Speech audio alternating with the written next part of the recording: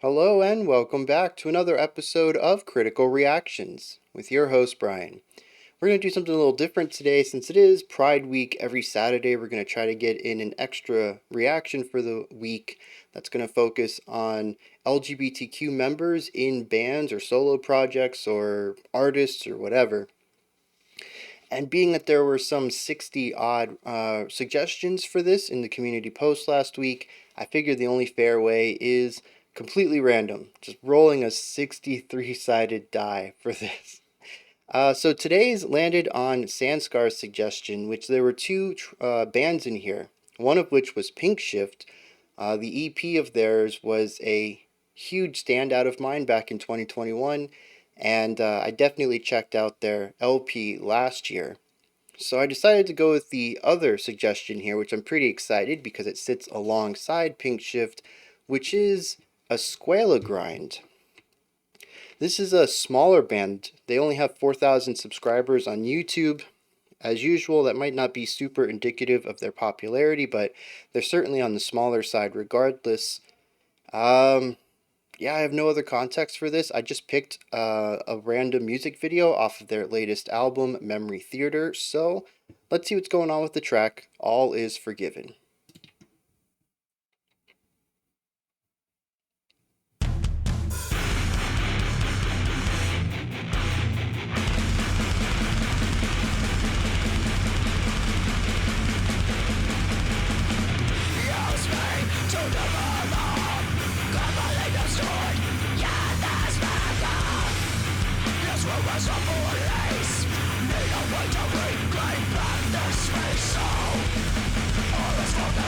Really leading hard into that groove, though the double time betrays it just a hair.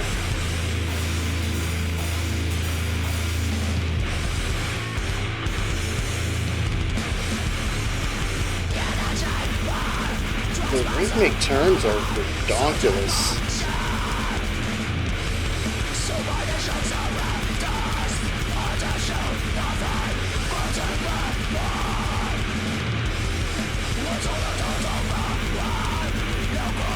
It's such a huge sound too, just really taking up so much space.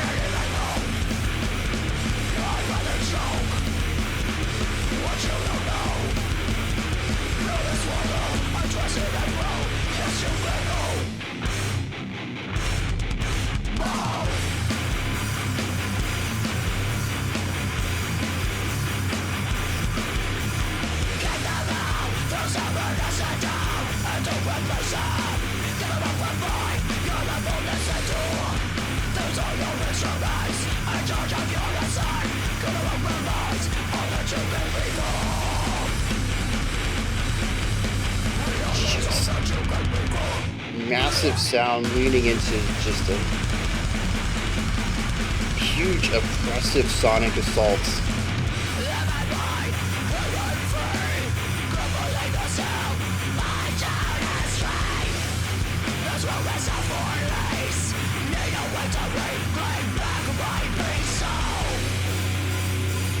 I mean, you can see over there with the volume, I mean, this thing just has not stopped. It's not wall of sound perfectly. There's a little bit of nuance there, but the volume just does not come down. It is relentless.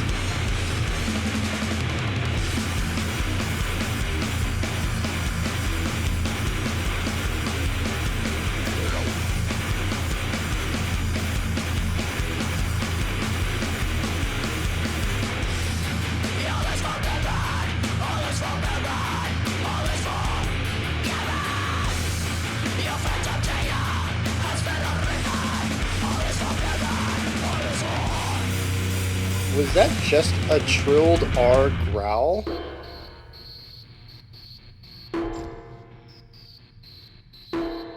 Also, kind of genius use of a bike helmet there for a prop. Yeah, that's big brain right there. All right, so yeah, let's dig into what this track is doing. I'm pretty excited too because there's some neat things in here that I don't think I would typically comments I wouldn't typically have for something in this style. The first thing that really stands out to me is the production. It has compression, lots of compression on the guitars, the vocals, the bass, the drums. Every unique instrument has some compression on it to give it that extra bite, that extra crackle, that extra distortion. But the song is rather clear. Overall, the production isn't compressed. It's a very large sound that doesn't, it's still very close to me. It's not like it's a spacious track. With the headphones on, it's just really right next to my head. But the thing is that it's filling the sound very well, which is oddly a complaint I've had about a lot of metal recently. It's just an odd collection of tracks I've been listening to lately. But yeah, just consistently have had that problem where impactful, large, heavy sections just lack that punch in the production. And here it is all there, but it's like it's still done in a clear way. I can still hear the guitars, what they're doing, what notes they're playing. I can clearly hear the drums. I can hear syllables in the vocals too, which kind of moving into the vocal bit here, I appreciate the variety and clarity of enunciation in the vocals. It's just a really nice change of pace to get something as harsh as this in as harsh of a genre as this, and have the vocals be not necessarily ultra clear, but have a bit more clarity to them. And again, it's the variety too. We have a low growl, we have a mid, and we have a high fry. And while there aren't any cleans in here, there's enough variety between these three that, at least in the short runtime of this track, allows the vocals to never reach a point of stagnation for me, which, it's an area I have problems with more extreme types of metal, where the vocalist kind of just picks a note to do a harsh on and just runs with it for an entire song or album. And the little bit of variety here between the three styles really helps. And it's also paired with blaz and bluz and other sorts of vocalizations to create impactful moments for the vocals to be part of the band in a texture and rhythmic pattern outside of their purpose as a linguistic element of the song. Um, Guitars, man. What?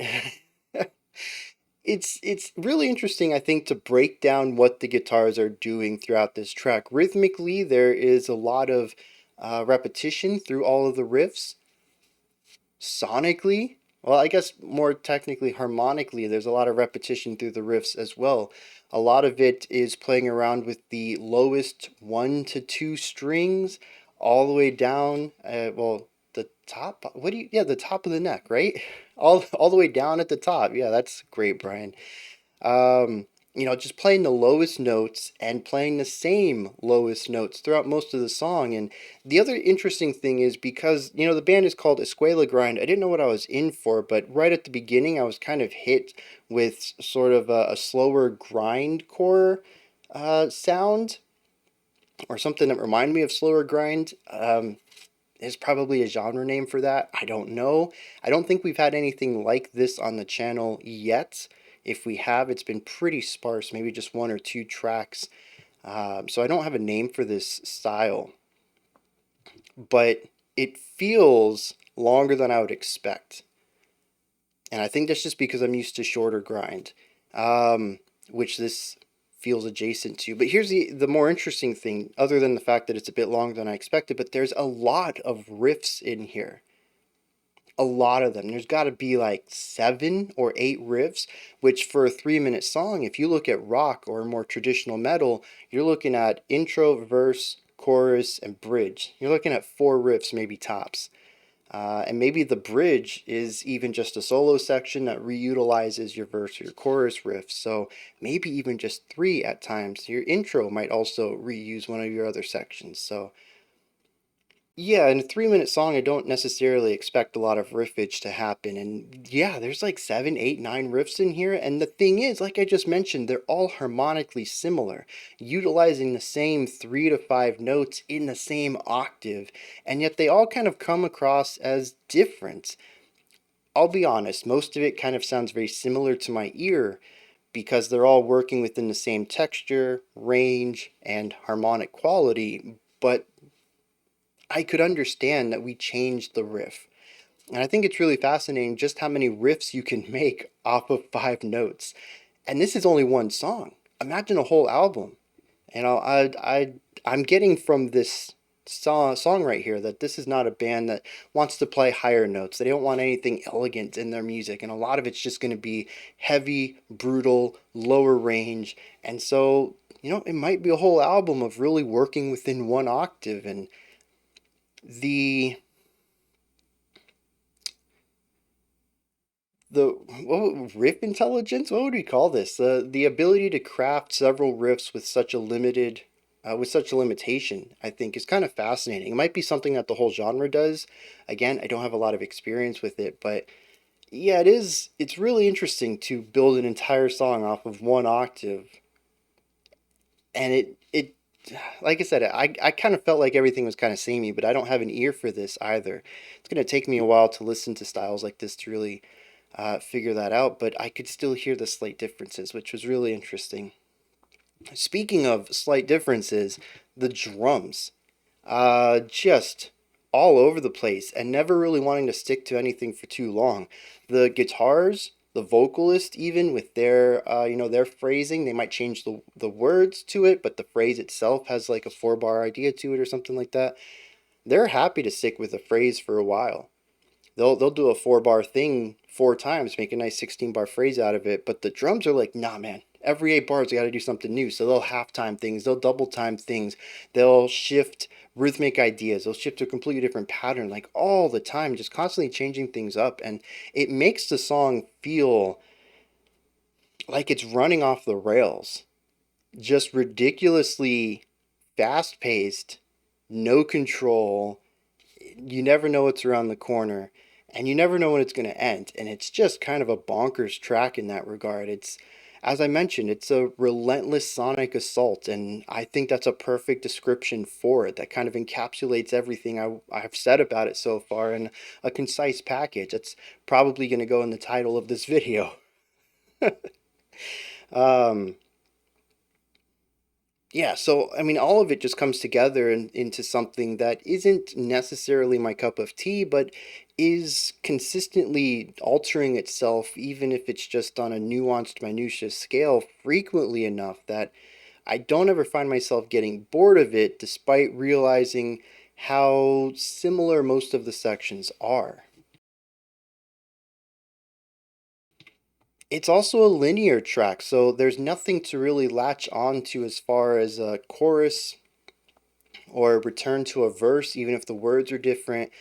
There's nothing in here that I felt would help me from the whirlwind, the torrential movement throughout this. Um, like, a chorus would give me a little bit of a ledge to hang on to and sit there for a second, assess the situation, because I've been here before, but they don't allow for that. Everything is new, constantly changing, and it's just, again, it's relentless. But since it's linear, it also allows the track to be new every moment of the track, which is something I just got done praising it for. Even though I understood everything was relatively similar, it all felt unique moment to moment, or unique enough to evoke an idea of change and engaging my brain to say, oh, we're in a new section. What's going on here? I should check this instrument out again. I should check this one out again. Like a little checkpoint telling me to reconnect with everything. What is the song saying to me, though? It's just aggression. I don't know if that's because I don't have a lot of experience with the genre. I don't know if that's because I didn't get a good read on it. Maybe that's just all it is. I really don't know. But that's all I got out of it was angst, anger, aggression. Uh, yeah, just moment to moment to moment. It's just one level, one emotion, and it leans into it wildly. So, I don't have, a big story that it told me. It didn't take me on a journey. It was just like, yeah, aggression, let's do it, metal. So, yeah, that's my best read on it. I'm gonna hit some lyrics now. We're gonna see what that says. I'm hoping they're angry, so at least we can pair that together thematically. But we see wild stuff with lyrics doing things completely different than music. So who knows? I'm going to dig into this, find out what's going on. Yeah, I can get behind these lyrics. It is all about taking back your mental state and what you think about and being more in control of possibly your emotions. I think it really depends on how you want to read into this, but that's my takeaway on it. The core idea here is, where is that line? Well, there's a couple of lines here. It says, need a way to reclaim back this space. We follow that up a couple lines later. Move, kick them out, and don't replace them. A couple stanzas later, it says, live in my head rent free. Can't believe you're still my Judas tree. This room is not for lease. Need a way to reclaim back my peace. And the whole idea, as far as I can get it, is allowing ideas, people's voices, people's opinions, all sorts of things to reside in your head and for you to recollect them, to remember them and recall them, and for them to make you upset or angry or sad or any of that all over again, and to just kick those ideas out of your mind, to take back that space of your head. And I really love the idea here. And we even see some ideas here that lean into, he says, used me to develop, which makes me think of photographs and having a specific image stored inside your mind. And the very next line says, I can't believe you're stored in this backup, going for more of a digital age elements of storing files and viewing your head as a hard drive, which we actually saw some of that in the video. There was like an IV that went into a portable hard drive. I thought that was a really nice bit of imagery there. Um, and yeah, the whole song isn't even just saying, this is something you should do, but it even says you can do it. Believe in yourself that you can remove this stuff.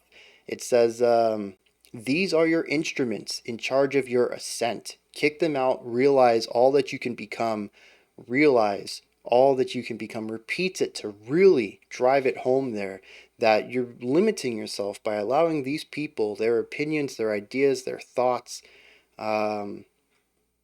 to weigh you down. They don't even have to say it to you anymore. They hold that power over you by you allowing them to say it to you through your own mind. You're basically saying it to yourself at that point.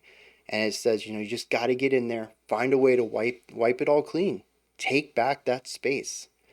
All right? Don't let there be voices in your head that put you down. You're better than this. You can be better than this. You will be better than this. But you got to make this step. And it's such a powerful track that utilizes some great imagery as well as modern language. The idea of things living rent free in your head is kind of, at least to me, a meme at this point. It's just lingo that I see all over the place that I kind of can't really take it too seriously anymore. But it is a phrase that, people still say. And I like how they're utilizing modern language to tell this story, to be, positive while also explaining about this phenomenon that I think everybody kind of deals with. Especially in the wake of outrage culture, where our social media continues to give us things that make us upset.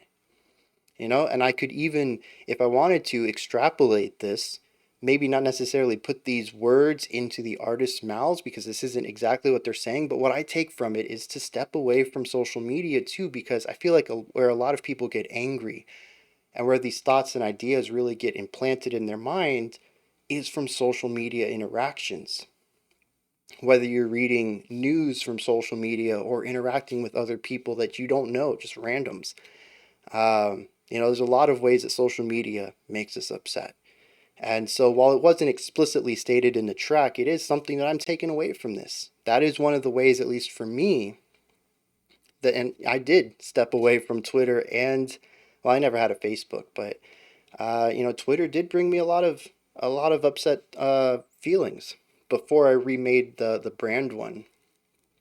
Back when I had a personal one though, and yeah, stepping away from it certainly improved my mental health, and it allowed me to remove all these thoughts and ideas that I was constantly being reinforced with. So, yeah, not explicitly what they were saying, but I mean that was my tool to clear out that space and take it back. So yeah, just I can't praise the lyrics anymore. It's so good. Those are my thoughts on Escuela Grind's All Is Forgiven. Let me know what you thought of this track. If there was anything that stood out to you, anything you'd like to add on to what I said, correct me on, give me your own perspective on, etc., etc. Above the comment section in the description box, you'll find a link to Linktree. It takes you here. You can find my music, ways to support the channel, a link to the Discord server, and so much more. Above that, if you could, like, subscribe, and ring the bell. I greatly appreciate all three. All right, we have an album review coming out way later today at the usual time, but I'm glad you guys got to check this out with me. Well, morning for me. I don't know what time it is for y'all. We also have our live stream tomorrow, and then Monday we'll continue on with Wild Shifts. Until next time, remember to be critical, not cynical, of the music you listen to, and have a fantastic morning, afternoon, or evening, whenever you choose to watch my videos.